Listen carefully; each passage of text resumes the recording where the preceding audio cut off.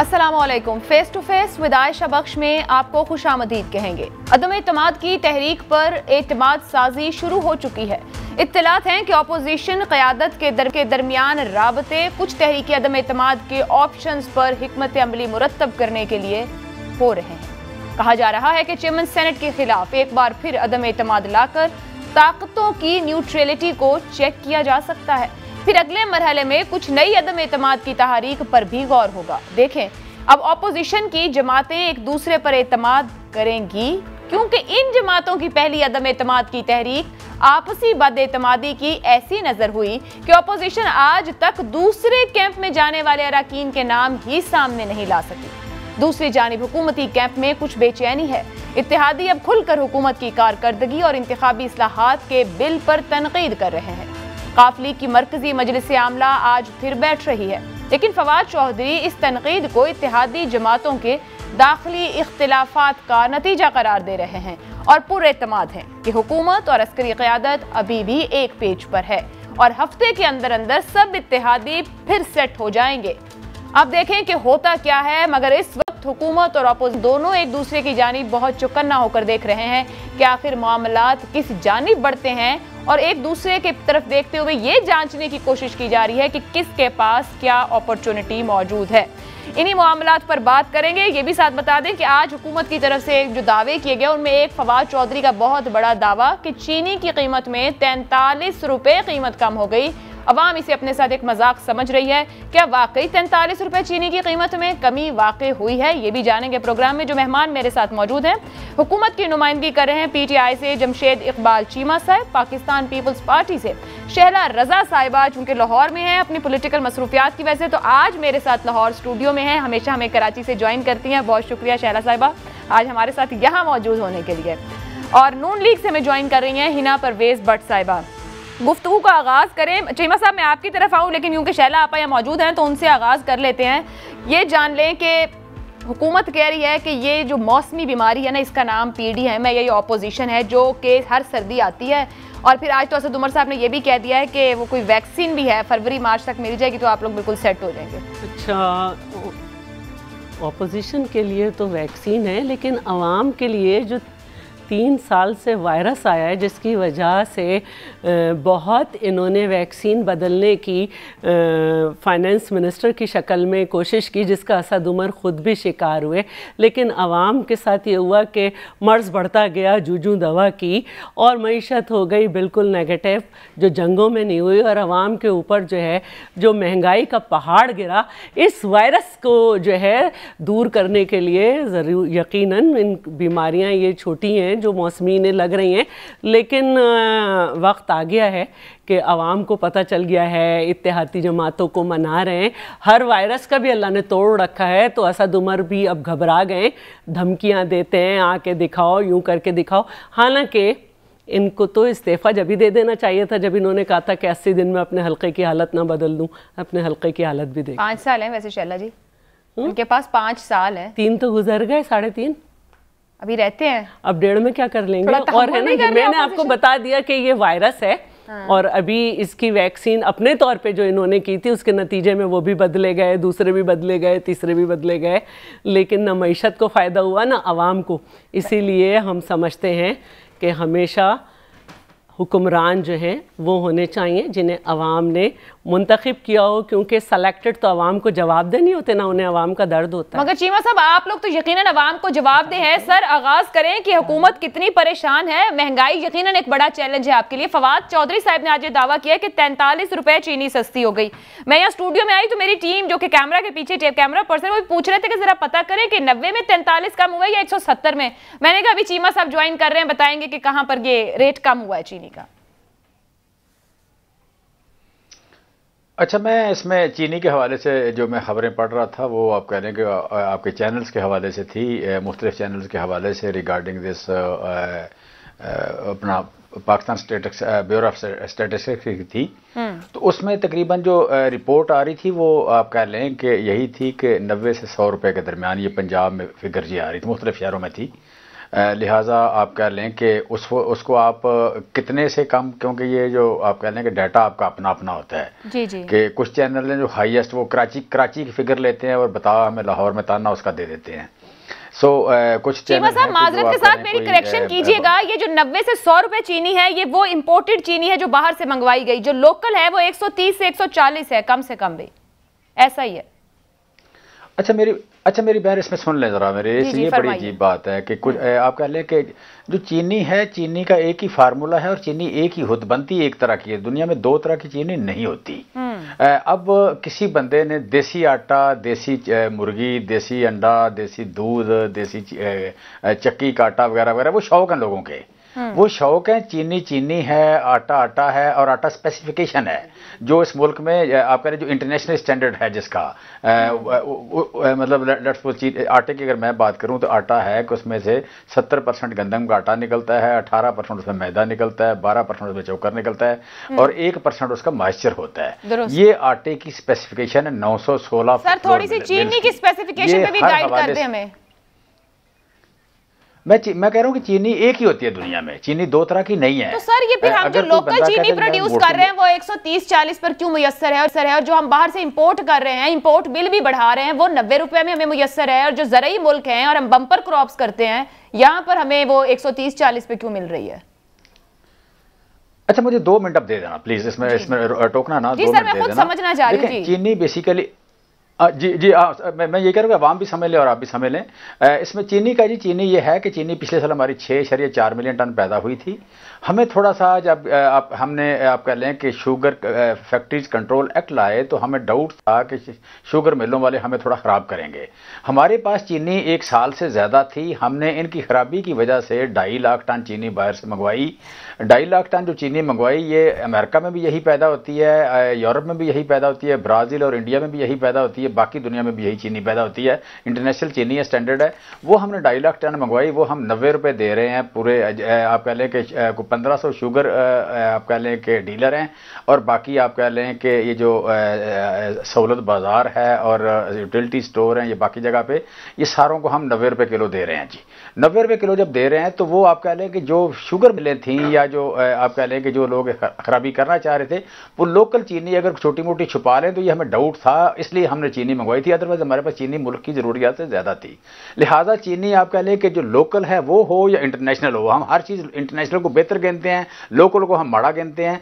So international चीनी जो है वो आज कमज़ोर कैसे हो गई? ये आप कह लें कि शौक किसी का हो महंगी खरीदने का वो उसकी मर्जी है, उसका चॉइस हो वो उसकी मर्जी है। ये फिर आप लोगों की बातें ऐसा लगता है आप आवाम का मजाक उड़ाते हैं। पहले आपने सिंध हुकूमत पे डाला कि चीनी उनकी वजह से महंगी हो गई, अभी आपने मुझे बताया कि हमें पता था शुगर मिल हमारे साथ ये करेगी, इसका मतलब है वो आपसे गवर्न ना हो सकी। फिर फवाद चौधरी साहब ने अपने ट्वीट पे मीडिया पे डाल दिया कि मीडिया दिखा रहा है। सादा सा सवाल है, 43 रुपए कहां चीनी की कीमत में कम हुए और किस कीमत में 43 कम हुए? इसका कोई जवाब है सर? इसका जवाब यह है कि आप 2 दिन पहले 3 दिन पहले आप या मुख्तलिफ चैनल बात कर रहे थे कि 150 रुपए की है, 140 रुपए की है, 135 रुपए की है। अगर आज 90 से 100 मिल रही है तो आप इसे 150 से कम करेंगे। सर तो मेरा सवाल फिर आपसे वही है चीमा साहेब के जो 150 पे मिल रही थी वो मकामी चीनी थी, क्या वो आज 100 रुपए पे आ गई है, 105 रुपए पे आ गई है? हमने पता किया लोगों से, लोग कहते नहीं आए, बाहर निकले वो कहते 130 और 140 पर है। अच्छा सुन लेना जरा कि हमारे पास हमने गन्ने का जो रेट है, सिंध गवर्नमेंट ने गन्ने का रेट रखा है 250 रुपए माना, हमने रेट पंजाब ने रखा है 225 रुपए चीनी 225 रुपए माना। 225 के रुपए के हिसाब से चीनी बनती है 77 रुपए किलो। जिस दिन मिलें चल जाएंगी आपके पास 77, इसमें शुगर मिल का तो फिर गवर्नेंस पे सवाल आ गया ना, जिस दिन मिलें चल जाएंगी। आपको मौजूदा जरूरत भी आप कहते हैं मौजूद थी। मैं आपकी तरफ आती हूं, मैं हिना साहिबा जी इसमें मेरा एक सवाल है आपसे सिंपल आयशा कि देखें इसमें गवर्नेंस का सवाल भी है, लेकिन मेरे पास आपके पास मेरी 2 बहनें बैठी हैं, इनका भी यही फर्ज है और आपका भी यही फर्ज है कि सिर्फ और सिर्फ आप कह लें कि इन्होंने भी मैंडेट मिला हुआ है और मीडिया का भी यही रोल है कि रॉन्ग ड्रॉइंग पे बात करे। अगर मिलें लेट चली हैं तो इस पर आपको बात करनी चाहिए। इस बात पे बिल्कुल बात कर रही हूं, मैं तो कह रही हूं मिलें लेट क्यों चली, पहले से इंतजाम क्यों नहीं था? बट मैं ये भी कह देती हूँ कि चीनी 43 रुपए सस्ती होके 110 रुपए से कम पे मिल रही है। मिले हैं उनके ताहयात कायद की मिले हैं, उनके चेयरमैन की मिले हैं, उनकी बात कर लें कि क्यों नहीं चला रहे। आप आवाम तकलीफ में है, आवाम 150 रुपए चीनी खरीद रहे हैं, आप अपने मिले। मैं बिल्कुल इनसे पूछती हूँ, लेकिन बात तो सिटिंग गवर्नमेंट की गवर्नेंस पे होगी। मैं हिना साहिबा आपकी तरफ आऊंगी। पहले इस वक्त जो राब्ते हो रहे हैं हिना साहिबा, ऑपोजिशन आपस में मिल बैठ रही है। आज ये कह दिया गया है कि हम हुकूमत को किसी भी बिल के अंदर उस तरह से सपोर्ट नहीं करेंगे। मुत्तहिदा ऑपोजिशन कहती है कानून साजी में साथ नहीं देंगे। मौलाना साहब और नवाज शरीफ का भी राब्ता हो चुका है। क्या कुछ और ऑप्शंस पर ऑपोजिशन इकट्ठी हो रही है? कोई फैसले कर लिए गए हैं? बिस्मिल्लाहिर्रहमानिर्रहीम। Thank you Ayesha. सबसे पहले तो मैं ये बात करूँगी कि फवाद चौधरी साहब या शहबाज गिल साहब आते हैं और एक ट्वीट कर देते हैं और मीडिया को के ऊपर इल्ज़ाम लगा देते हैं कि जब चीनी की प्राइस ज़्यादा होती है तब मीडिया बताता है और जब कम होती है तब नहीं बताता। सो मैं 2-3 क्वेश्चन पूछना चाहती हूँ। अगर चीनी की एक्चुअल प्राइस 150 रुपीज़ पर किलो होती है तो मीडिया की ड्यूटी नहीं है कि रिपोर्ट करें? हम क्यों मीडिया को रोकें? और असद उमर साहब फिर आके कहते हैं, वो फिर मीडिया को धमकी लगाते हैं कि अगर ये लॉन्ग मार्च के लिए इन लोगों ने लॉन्ग मार्च शो किया तो मैं फेंटी लगाऊंगा मीडिया को। तो ये आपको भी लगाई है मीडिया को, तो आदत हो गई है आप सबसे खाने की। ये आपको भी लगाई कि इस्लामाबाद आए तो कुट पड़ेगी। उन्होंने कहा कि मैं तशद्दुद करूंगा, मेरे कारकुन तशद्दुद करेंगे। उन्होंने इंसाइट किया और कहा मीडिया को फेंटी लगाऊंगा। और उससे पहले उसी 2 दिन पहले गुलाम सरवर साहब ने भी मियाँ साहब के लिए बहुत गलत अल्फाज इस्तेमाल किए। तो ये मैं यही स्टार्ट करूँगी कि इनको लगता है कि फवाद चौधरी साहब आते हैं, एक ट्वीट कर देते हैं मीडिया के ख़िलाफ़ या बाकी लोगों के ख़िलाफ़, तो उससे रियलिटी चेंज नहीं होती। अगर 150 रुपये चीनी की प्राइस थी मार्केट में तो मीडिया वही रिपोर्ट करेगा। आज की जो हम बात कर रहे हैं, आप कह रहे हैं अकॉर्डिंग टू यू 100 रुपये या 90 रुपये हो गई, तो मुझे बताएं कि ये तो खुद ही कहते हैं चीनी माफिया। तो चीनी माफिया तो ये कहते थे, चीनी माफिया के बारे में ये बात करते थे, तो आज इनकी सुनाई डील हो गई है माफियाज के साथ, क्योंकि माफियाज तो इनके अपने ATM है।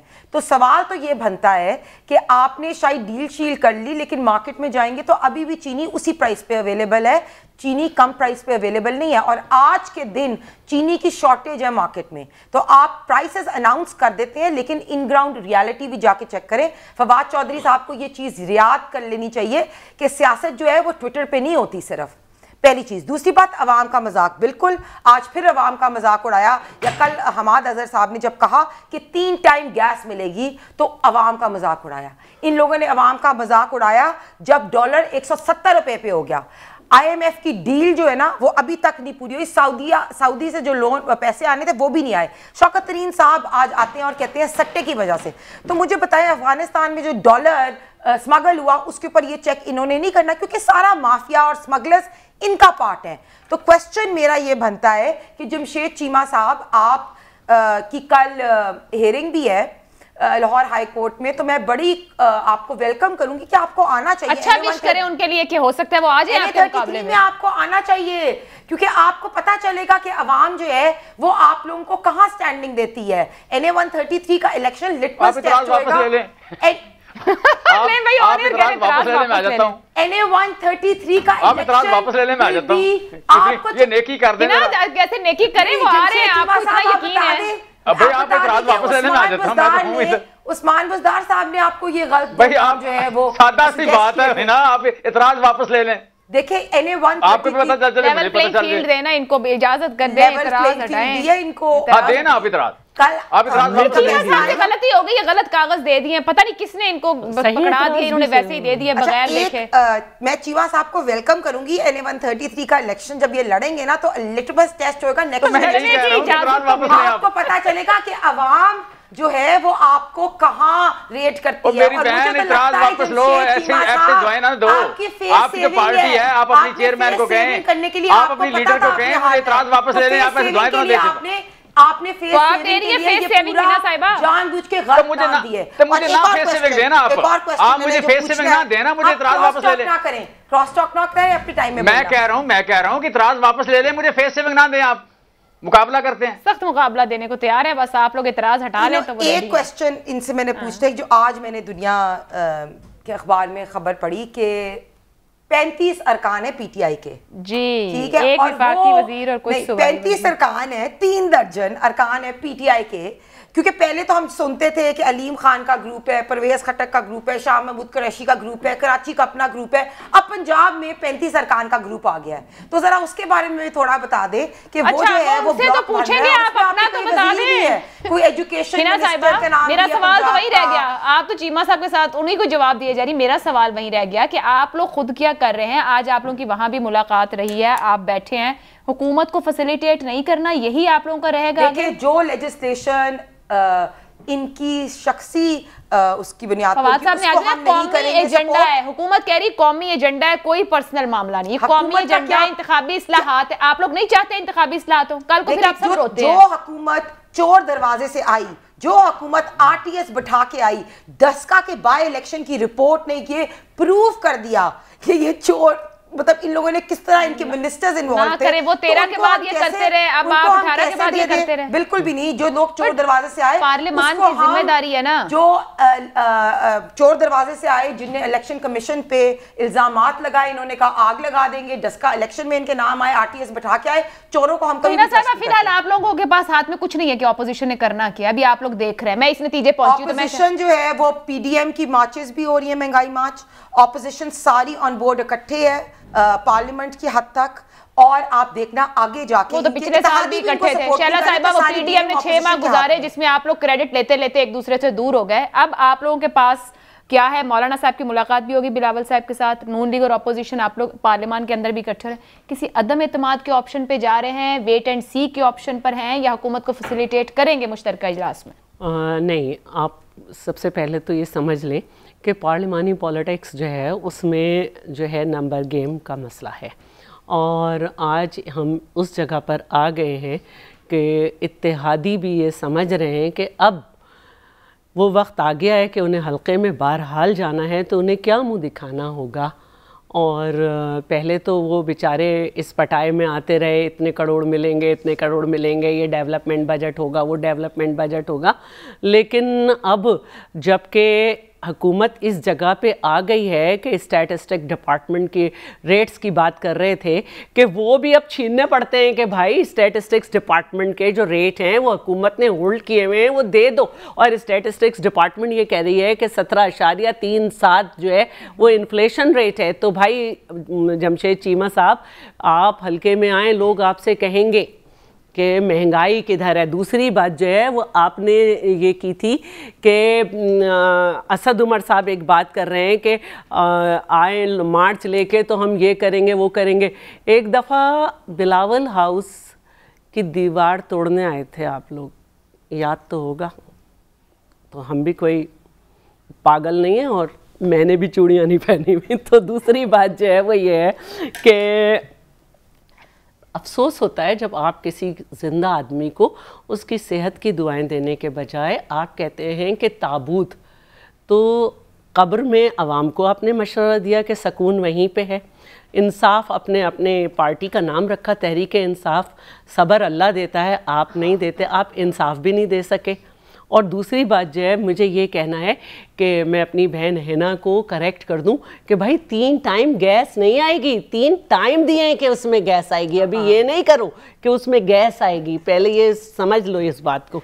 और दूसरी बात ये कि इलेक्ट्रिसिटी जो है, इलेक्ट्रिसिटी को आप कहाँ ले जाना चाहते हो? अभी जो है 2 रुपये 57 पैसे, फिर उससे पहले इतने। तो बस करें भाई, आप पता नहीं कैसे आ जाते हैं चैनल्स पे। मैं तो इस बात पे हैरान होती हूँ। और कहते कैसे हैं ऑपोजिशन ऑपोजिशन। आप तो अपने ही लोग, कहाँ हैं वो फयाजुल हसन चौहान? अच्छा, ये कुछ पता चले। और है ना, आपकी जो अपने स्टेटमेंट से उसको भी आप देखें। फवाद चौधरी का कोई और स्टेटमेंट, किसी उसका। देखिए इस वक्त जो है सारे मामलात सामने हैं। हम जो हैं डायलॉग के कायल हैं। हमने ऑपोजिशन की हर पार्टी के पास जाके बात की है और हमने हुकूमत के लोगों से बात अभी भी तैयार है। मैं एक्चुअली आप लोग अपनी स्ट्रेटेजी नहीं दे रही, मगर आपकी लीडरशिप काफी बात करी। कायरा साहब, ये खुर्शीद शाह साहब का जो भी शॉर्ट मौजूद है सुनवाइएगा, मैं फिर शैला आपा का इस पे कॉमेंट दूँ। हम नए इंतखाब की तरफ चलने की बात करते हैं तो हमारे साथी जो हैं साबिक हुक्मरान जो अपने आप को लाहौर का बेताज बादशाह कहते हैं, मुस्लिम लीग के लीडर कहते हैं कि हम चाहते हैं कि ये हुकूमत 5 साल पूरे करे। हम कहते हैं कि इस हुकूमत के खिलाफ अदम एतमाद लाते हैं तो ये कहते हैं कि नहीं, हम तो चाहते हैं 2023 का इंतखाब फेयर एंड फ्री हो जाए। हम कहते हैं कि जब पंजाब की हुकूमत खत्म हो गई तो मरकजी हुकूमत भी खत्म हो जाएगी, तो कहते हैं कि नहीं, हमें तो ये हुकूमतें सूट करती हैं, हम क्यों गिराएं? अगर वाकई इस मुल्क में आइन की हुक्मरानी चाहते हैं तो फिर ये जो बैकडोर राब्ते हैं इनको खत्म कराएं। लॉन्ग मार्च बहुत दूर है, अल्लाह करेगा पहले ही काम हो जाए। अभी उन लोगों ने एक नया लेटर लिखा है और हमें दावत दी है कि आप आके हमसे बात करें, हम उनसे ज़रूर बात करेंगे। हम बिल्कुल इस बात पे यकीन नहीं रखते कि हम खामखा का मसला पैदा करें, हम बिल्कुल डायलॉग के लिए तैयार हैं। अब शैला आपा, एक सवाल आपसे और खीना साहिबा से बनता है। आप लोग बता नहीं रहे इसीलिए कि कहीं कंफ्यूज्ड हैं या अभी तक आपस में जुड़ नहीं सके किसी मुश्तरका हिकमत अमली के लिए। जो खुशीशा साहब बात कह रहे हैं, क्या श्योरिटीज हैं कि कोई काम करना ही नहीं पड़ेगा और घर बैठे ही सारा काम आपके हिस्से का हो जाएगा? खैर ऐसी बात नहीं है। देखिए, बड़ी वाज़ेह बात है और इसको बड़े खुल के जरदारी साहब ने भी किया था कि जब कोई तहरीक चलती है, मुश्किल वक्त होता है, आप लड़ रहे होते हैं ताकत से, तो लीडर आगे होता है। जब फतह हो जाती है तो लीडर पीछे होता है, अवाम आगे होती है। तो ये मसाइल तो हैं हमें। इस वक्त स्टेज क्या इस तहरीक की? कोई तहरीक चल रही है? जी बिल्कुल, विद इन द पार्लियामेंट तो बिल्कुल हम जो हैं तमाम अपोजिशन पार्टीज़ और इत्तेहादी जमातें हम समझते हैं कि हम बेहतर चल रहे हैं, काफ़ी अच्छा चल रहे हैं। आज भी मैं पढ़ रही थी, आपके टिकट चल रहा था आपके प्रोग्राम में आने से पहले कि हमें तो धमकियां दे रहे हैं, जॉइंट सेशन की डेट नहीं दे रहे। असद उमर साहब, जॉइंट सेशन की डेट दीजिए। आपको उनको हाथ पकड़ा ही ना साहिबा, ये कह रहे हैं हम तो पार्लियामेंट में साथ चल रहे हैं और इकट्ठे हैं। जाहिर बात है, वहाँ शहबाज शरीफ साहब लीड कर रहे हैं, बिलावल साहब की मुलाकातें भी हुई। वो कह रहे हैं जो आप बिहाइंड द डोर कर रहे हैं वो करना बंद करें। देखिए, सबसे इम्पॉर्टेंट बात है कि सारी ऑपोजिशन यूनाइटेड है और यूनाइटेड है क्योंकि हमने इनको ना ही तो ईवीएम मशीन्स लाने देनी है और इनकी महंगाई, इन्फ्लेशन जो अवाम का इशू है उसको रेज करने के लिए all opposition parties are united. This is the most important thing. The second is PDM. PDM is on the streets. कल आपने देखा कि कराची में उनका जलसा हुआ, महंगाई के ऊपर उन्होंने प्रोटेस्ट की। मौलाना साहब से नवाज शरीफ साहब की बात हुई और बिल्कुल बिलावल साहब भी मौलाना साहब को मिले। तो पीडीएम का भी जो रास्ता है ना वो भी आपको थोड़ी देर में और क्लियर हो जाएगा। पिछले साल भी देखा हुकूमती वुज़रा कह रहे हैं ये मौसमी बीमारी है। एक नहीं, दो नहीं, तीन वुज़रा ये बात देखिए, अगर पीडीएम इतना इंपॉर्टेंट ना होता तो रोज इनके वजीर आके पीडीएम के ऊपर बातें ना करते, अपनी कारकर्दगी बताते। असद उमर साहब ने क्यों पीडीएम के ऊपर कहा कि अगर ये लॉन्ग मार्च के लिए आएंगे तो मैं उनको कुटूंगा, तो इसका मतलब इनको पीडीएम से खौफ है ना। फिर शेख रशीद साहब क्यों आते हैं, हर दूसरे दिन पीडीएम पे बयान देते हैं। अगर इनको पीडीएम से खौफ ना होता तो फिर ये ऐसे बयान ना देते। तो बिल्कुल पीडीएम से खौफ है, इसीलिए पीडीएम जो है ना वो बार बार उसके वज़रा आके उसके खिलाफ बयान देते हैं। और जुल्फी बुखारी तो काफी आगे चले गए बयान में, वो तो माइनस तक भी पहुंच गए ना। मुझे एक ब्रेक की इजाजत दीजिएगा। और ये जो बात अपोजिशन हुकूमत को कुछ ना कुछ खदशात हैं, तहफ्फुज़ात हैं, तभी इस किस्म की गुफ्तगू हो रही है। जमशेद चीमा साहब से जानेंगे कि वाकई हुकूमत घबरा गई है। इस ब्रेक के बाद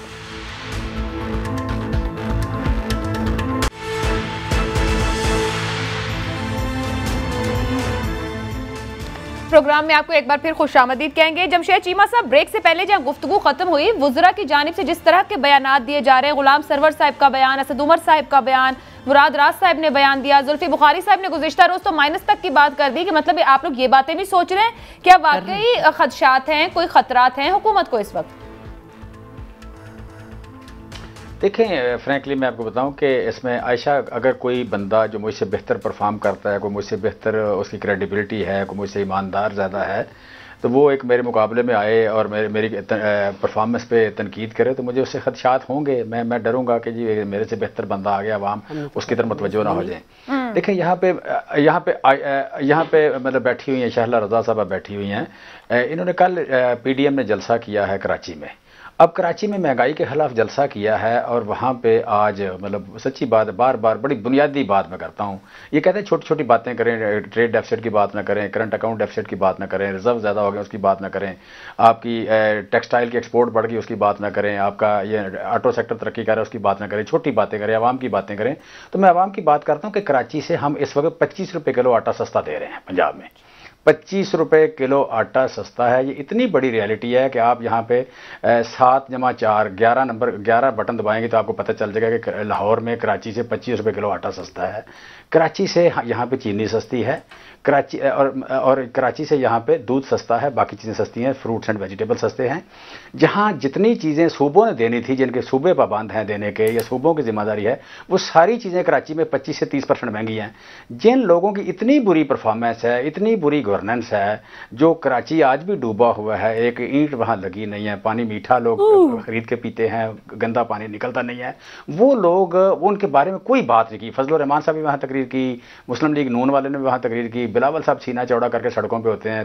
भाई आप अपने आप अपोजिशन नहीं है, आपके पास 4.5 करोड़ लोगों का मैंडेट है, आप उनके हुक्मरान हैं, उनको इंसान नहीं समझते आप उनको कुछ देने को तैयार नहीं है, आप उनसे लूटते हैं, रोज उनकी ज़मीनों पे कब्जे करते हैं, उनके घरों पे कब्जे करते हैं, उनको गंदा पानी पिलाते हैं, आप पानी खरीद के पीते हैं वो लोग, आप उनसे हर वक्त रिश्वत मांग रहे होते हैं, आप उनसे मतलब हर उनको बीमार करके उनको बौले कुत्ते काट रहे हैं, आपने उनको अस्पतालों में कोई चीज़ नहीं है। तो आप यहाँ के किस अब मुझे शाला रजा से क्या डर है? मुझे बिलावल की परफॉर्मेंस से डर आएगा, मुझे बिलावल की काबिलियत से, साहब कहते हैं कि आप आएंगे तो आपको कुछ लगेगी, क्यों कहते हैं ये मौसमी बीमारियां हैं? कोई नहीं लगेगी, साहब ने कोई नहीं लगेगी, कोई नहीं लगेगी, सोच लिया बात की।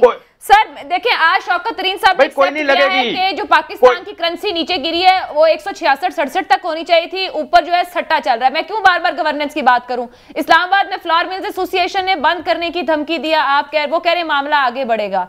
सर हम सिर्फ आपसे गवर्नेंस पे बात कर रहे हैं, आप हुकूमत हैं, ये हमारा हक है, मगर आपको मीडिया पर भी एतराज है कि मीडिया हमारी ऐनक से क्यों नहीं देखता, अपनी ऐनक से क्यों देखता है? आयशा सुने जरा मैं कह रहा हूँ, 3 सूबों में जो दूध और शहद की नहरें उन पे मैं क्रेडिबिलिटी जरदारी साहब की क्रेडिबिलिटी से या बिलावल साहब की क्रेडिबिलिटी से डरूंगा? आप क्यों उनकी क्रेडिबिलिटी से मुकाबला करें? आप पार्टी फंडिंग केस में क्रेडिबिलिटी आपकी बात कर रहे हैं, आप पार्टी फंडिंग केस में क्रेडिबिलिटी जो है साबित करें। अब इसमें मेरे साथ हिना साहबा बैठी हैं। देखें आज तक जरदारी साहब तो अच्छा उन नवाज शरीफ साहब को सजा हो गई करप्शन में, और पहले मरियम बीबी को भी हो गई। जिन लोगों को सजा हो गई उनसे मैं डरूंगा। ये दागदार लोग हैं, ये मुनाफिकत करते हैं, इनको महंगाई इशू नहीं है, ये परफॉर्मेंस इनका इशू ही नहीं है।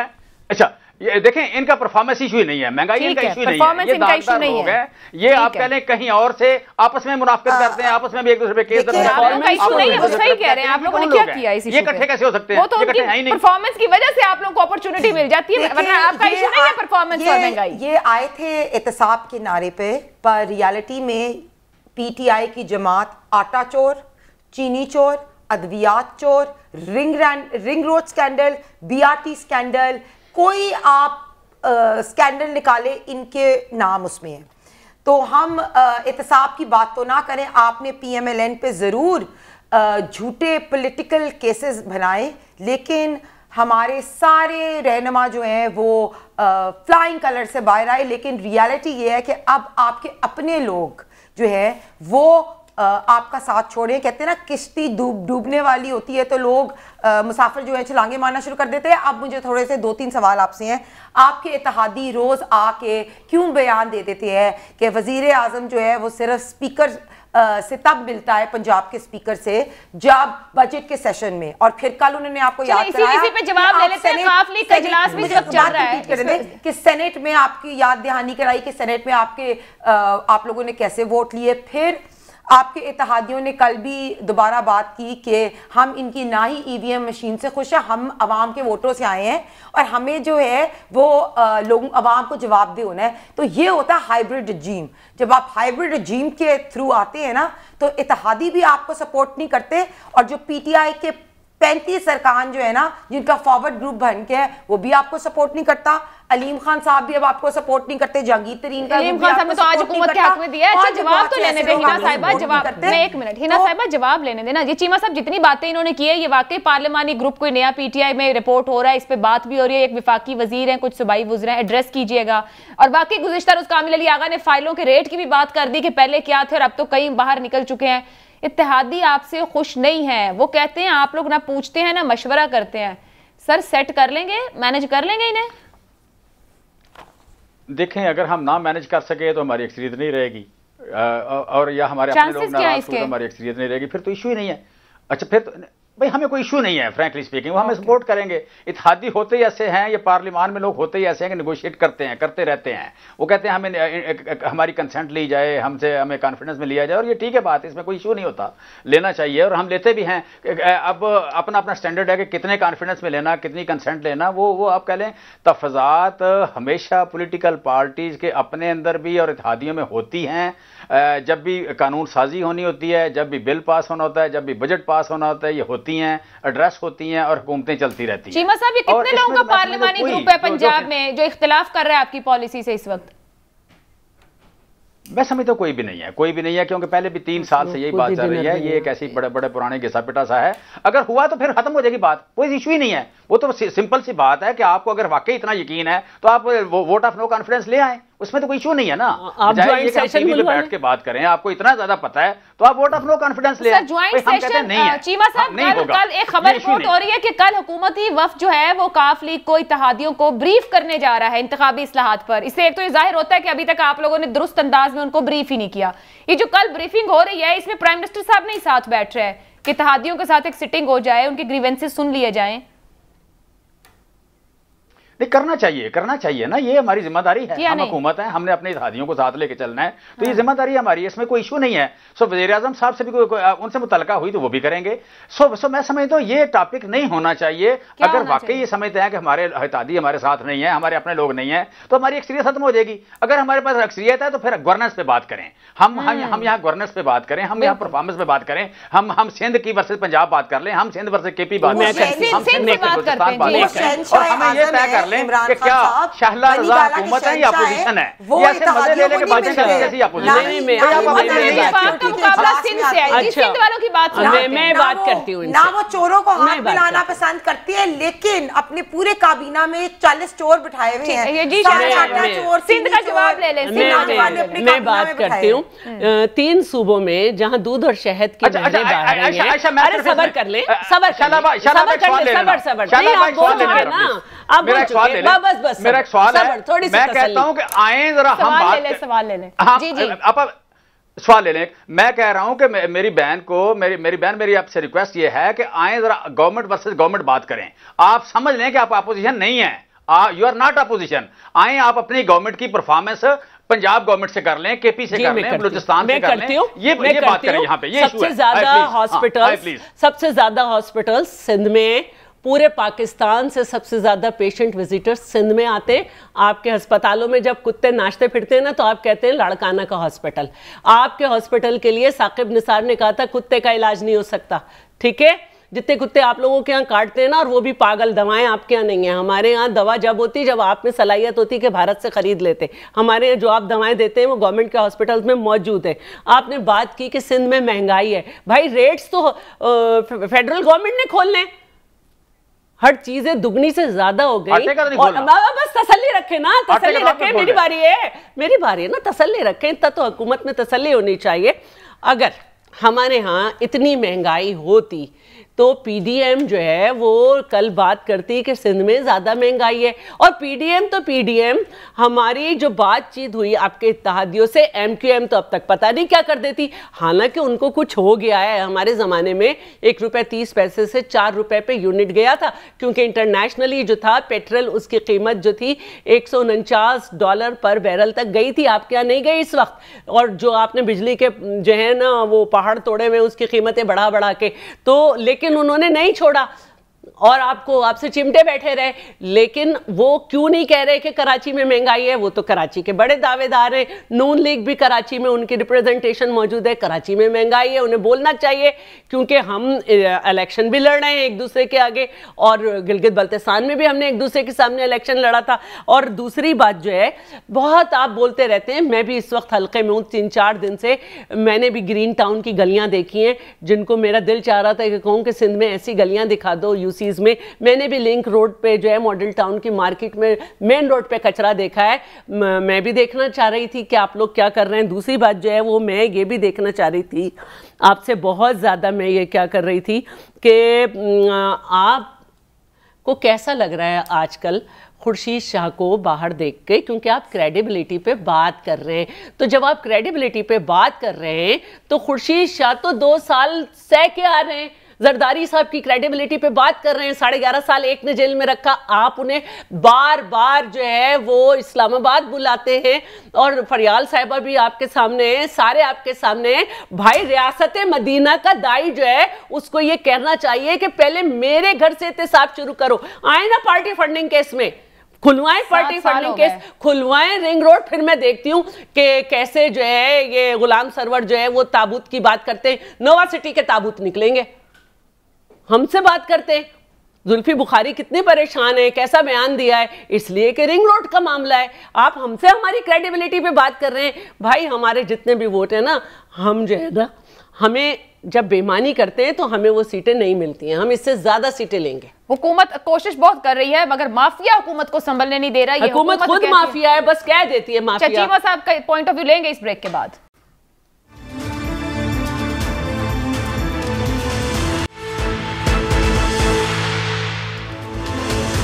के आखिरी हिस्से में आपको एक बार फिर खुशामदीद कहेंगे। चीमा साहब, एक तो शैला साहिबा ने सिंध वर्सेस फेडरल अपनी गवर्नेंस पे और भी पूछ रही थी, आपकी बात को यहीं काट दूं। 18वीं तरमीम के बाद तमाम सूबे जो हैं 50 मेगावाट से ज्यादा जो है वो पावर जनरेट कर सकते हैं, सिवाय सिंध के सब जो है ना नेशनल ग्रिड वाली ही पावर प्रोजेक्ट जो है प्रोड्यूस कर रहे हैं। सिंध ने थर में 660 मेगावाट अपने पैसों से पावर प्रोड्यूस किया है और नेशनल ग्रिड में शामिल की है, और फैसलाबाद की मिल्स को मिल रही है। इसके अलावा हमारा अपना बिजली घर है, ट्रांसमिशन लाइन है, और 100 मेगावाट हम नूरियाबाद को दे रहे हैं। दूसरी ये इस पर बात करें ना, और मैं इसके अलावा ये भी बता रही हूँ कि इतना बड़ा पुल जो है हमने दरियाए सिंध में बनाया है। हम भी देखते हैं भावलपुर और मुख्तलिफ जगह पे कि लोग पानियों में से उतर के कैसे जा रहे हैं, जिससे हमारी मुसाफतें कम हुई हैं। और मैं ये भी आपसे कहना चाह रही थी कि ज़रा मुझे ये बता दें कि आपके इत्तेहादी जो हैं उनके लिए फवाद चौधरी ने ये कहा, आप उन्हें मना लेंगे, कल इत्तेहादी मान जाएंगे। फवाद चौधरी ने ये कहा कि ये इसलिए जब भी कोई बिल आता है तो ये हमसे ब्लैकमेलिंग करते हैं। ठीक है, तो आप वाकई ब्लैकमेल हो रहे हैं इतने अरसे से जो बिल पास किए। फरमाइएगा कि जो इत्तेहादी हैं, खासतौर पे मुस्लिम लीग काफ, वो बुज़दार साहब की कारकर्दगी पर उन्हें तहफ्फुज़ात हैं या इमरान खान साहब की पॉलिसीज पर? इतना तो अब तक आपके पास पैगाम आ गया होगा कि उनका कंसर्न क्या है। मेरा कंसर्न यही है कि मैक्सिमम आप कह लें कि शेयर लेना गवर्नमेंट में से, और तो कोई नहीं है। अच्छा। बाकी यू कैन से अब मजीद क्या शेयर लेंगे सर? ऑलरेडी 2 विफाकी वजीर हैं, वहां पे उनके एक सेनेटर हैं, हर जगह पे उनकी क्या मेरा कम्युनिकेशन गैप का इशू है, बाकी तो कोई इशू नहीं है सर। ये आपने अजीब बात की। कल कामिल अली आगा साहब शो में मौजूद थे, उन्होंने कहा कि आप 20-20 बिल 40-40 बिल ला रहे हैं, कोई मुशावरत नहीं है, IMF के साथ शराइत पे मुशावरत नहीं है, किसी पॉलिसी पर मुशावरत नहीं। आप कह रहे हैं कि वो मैक्सिमम शेयर का कंसर्न है उन्हें, फिर तो उन्हें छोड़ देना चाहिए अगर सुन रहे। अच्छा देखिए, अच्छा मैंने बात की है, मैंने कहा कम्युनिकेशन की जो बात है, कम्युनिकेशन की बात से तो मैंने इत्फाक किया कि हमेशा कम्युनिकेशन जो है वो तो बेहतर होनी चाहिए। बाकी जो है उनकी बात, उनका जो क्लेम है कि आप कह लें उनसे पूछा नहीं जाता, मेरा नहीं ख्याल ऐसी ये बात ठीक है। या उन्हें फर्दर क्या निगोशिएट करना है, फर्दर तो जो उनका आप कह लें कि नंबर है, नंबर के हिसाब से तो उनकी वजारतें भी ज़्यादा हैं, इख्तियारात भी ज़्यादा हैं। बाकी रह जाती है बात, देखें इंशाअल्लाह रज़ा साहब ने बड़ी अच्छी बातें की हैं। उन्होंने कहा जी हमने पुल बनाए हैं, हमने अस्पताल बनाए हैं, हमने बिजली बनाई है। ये बिल्कुल इन्हें इस तरह बात करनी चाहिए कि 5.5 करोड़ यूरोप के बड़े मुल्क हैं, उतना सिंध सूबा है, उस सूबे में परफॉर्मेंस क्या है ये बात करें। ये भूल जाते हैं कि ये गवर्नमेंट है, ये अपोजिशन की तरह बात करते हैं। और बाकी ये मैंने उस पब्लिक प्राइवेट पार्टनरशिप में सिंध का 6ठा नंबर है एशिया में। अच्छा, पंजाब का नहीं, पाकिस्तान का नहीं, सिंध का। हम पे लोग एतमाद करते हैं। अच्छा सुन लेना, मैं कहता हूँ बड़ी अच्छी बात है, हम सुने रहे हैं, अब तक हम सुने रहे हैं। आप लोग ने कुछ डिलीवर तो किया नहीं, हमारा काम सुनना ही रह गया है। अब दूसरी बात ये है कि आप कह लें कि हाँ, मैं दूसरी बात यह है कि मैंने सवाल किया था कि क्या सिंध में 25 रुपए किलो आटा महंगा नहीं है। इसका जवाब दे देती तो अच्छा था। नहीं, मैंने तो कहा है आपसे कि बिल्कुल महंगा नहीं है, अलबत्ता 40 रुपए किलो चीनी सस्ती नहीं की आपने। फिर अच्छा फिर इन्होंने कहा कि दूध, यहाँ दूध का मैंने पूछा। अच्छा, तीसरी बात आगे आ जाती है ज़राअत की या बाकी चीज़ों की। देखिए, मैं जो मेरी मिनिस्ट्री थी, या आप कह लें जहाँ मैं SAPM था, वहाँ पे हमने 1,000 रुपया DAP पे दिया। आप कह लें कि हमने पता नहीं, यूटिलिटी पे तो आपने समरी भेजी, चीजें महंगी करो। आधी सूबों ने देनी थी, आधी मरकज ने देनी थी। हमने ने कहा कि आप आधी सब्सिडी देने से इनकार कर दिया, यानी किसान को रिलीफ नहीं दिया। फिर इसी तरह बाकी जगह पे कॉमन सब्सिडी थी। अच्छा जी, मैं पूछता हूँ अच्छा, जहां कॉमन सब्सिडी थी, जो शेयरिंग थी, वो मशीनरी में थी, वो खाद में थी, वो लाइफ स्टॉक में थी, वो पेस्टिसाइड में थी। जहां शेयरिंग थी वहां पे इन्होंने इनकार कर दिया, किसान को कहीं भी सब्सिडी नहीं दी। सो मैं कहता हूं कि अल्लाह को माने चीमा साहब, हमसे किसान उस वक्त से खुश है जब हमारी गवर्नमेंट आई थी, जब परवेज मुशर्रफ जो है ना, उसके दौर में आटा नहीं मिलता था ना, हमने 600 रुपए से 1200 पे ले गए थे। आज भी हमारी वजह से आपको सब्सिडी देनी पड़ रही है, वरना तो आपने गंदम, पेस्टिसाइड, ये सब की कीमतें, यूरिया की आपने कहां पहुंचा दी है? कुछ पता भी है यूरिया की कीमत क्या है, सबकी कीमतें क्या है? बीबी सुने तो सही ना, लाहौर भाई आपकी आपको सुनाया गया तो आवाम यहाँ तक पहुंची है ना। बात तो सुने, बहन तो सुन लेगी, आवाम का क्या होगा? चीमा साहब स्टूडियो आ जाना चाहिए था। ये बहन तो सुन लेगी, आवाम का क्या होगा? जिसको आपने झूठी स्पीचेस सुना के यू टर्न लेके कब्र में जाओ सुकून के लिए। अवाम की टांग के साथ आपने बम बांधा हुआ है, अवाम को दोनों हाथों से लूट रहे हैं। बम तो बांधने की तैयारी आप कर रहे हैं, दहशतगर्दों से मुज़ाकरात करके बम की तैयारियां तो आप लोग कर रहे हैं। बम जो है वो उसकी बम की जो लाइफ होती है ना, वो 40 मिनट होती है, अदालतों में मजाक उड़ाया गया है। ये दोनों एक दूसरे की कारकर्दगी। आयशा, हम रोज सुनते हैं, आपने भी देखा होगा बयान के बम्पर क्रॉप्स हो गई, तो मुझे ये नहीं समझ आता कि चीनी की किल्लत है, यहाँ तक कि अगर आप अभी देखें यहाँ पैराडोल की भी किल्लत है। तो मैं तो ये दोबारा रिपीट करूंगी कि जब से इमरान खान आए तो कायदे किल्लत हमारे यहाँ ज़रूर है कि हर चीज़ की किल्लत है। आटा नहीं आपको मिलता और आगे से कहते हैं 2 रोटी की जगह 1 रोटी खा लो, 10 दाने चीनी की जगह, हाँ नहीं 10 दाने चीनी की जगह 9 दाने डाल लो, और पैराडोल भी ना खाओ। अभी डेंगू के लिए उन्होंने ये भी शुरू कर दिया। लेकिन क्वेश्चन मेरा ये है कि फवाद चौधरी साहब ने कहा कि इत्तेहादी ब्लैकमेलर है, ठीक है। बात यह है कि अब इलेक्शंस आगे आने वाले हैं, ठीक है। जब किसी भी ने जाना है ना अवाम में, तो उन्होंने सवाल करना है कि महंगाई, आटा, चीनी की प्राइस। तो प्रॉब्लम ये नहीं होती कि कोई ब्लैकमेलर है। जो PTI के भी लोग, उनका भी प्रॉब्लम यही है। वो कहते हैं कि हमने अवाम के अंदर जब अपने हलकों में जाते हैं तो वो हमसे पूछते हैं कि महंगाई इतनी ज़्यादा क्यों है। जमशेद सीमा साहब, आप खुद इस बात पे एग्री करेंगे कि अगर आप ये इलेक्शन की कैंपेन करते तो NA 133 में, तो लोग आपसे क्वेश्चन करते हैं कि महंगाई क्यों है इतनी। 17.1% चीमा साहब को अंदाजा था कि लोगों ने क्या सवाल करने हैं, वाली साइड पर हो गए। आप आलमी मंडी के ये नहीं कह सकते कि टमाटर की प्राइस, प्याज की प्राइस, अदरक की प्राइस, धनिया की प्राइस इसलिए बढ़ गई है क्योंकि आलमी मंडी में प्राइसेस ज्यादा है। तो क्वेश्चन बेसिकली ये है, और क्यों PTI के जो अपने अरकान है वो आपको सपोर्ट नहीं करे, या क्यों इत्तेहादी आपको इस वक्त सपोर्ट नहीं करे?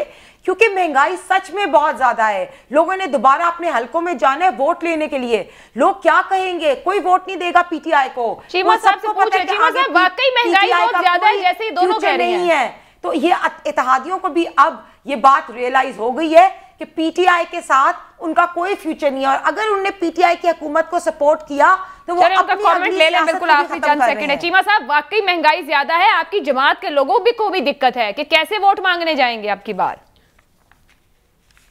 देखें, मैं कहता हूँ महंगाई का अपोजिशन को शायद नहीं पता, सारी दुनिया को पता है कि जो चीज़ें भी इंपोर्ट होती हैं वो महंगी हुई हैं, जो चीज़ें यहाँ पे हैं वो सस्ती हैं।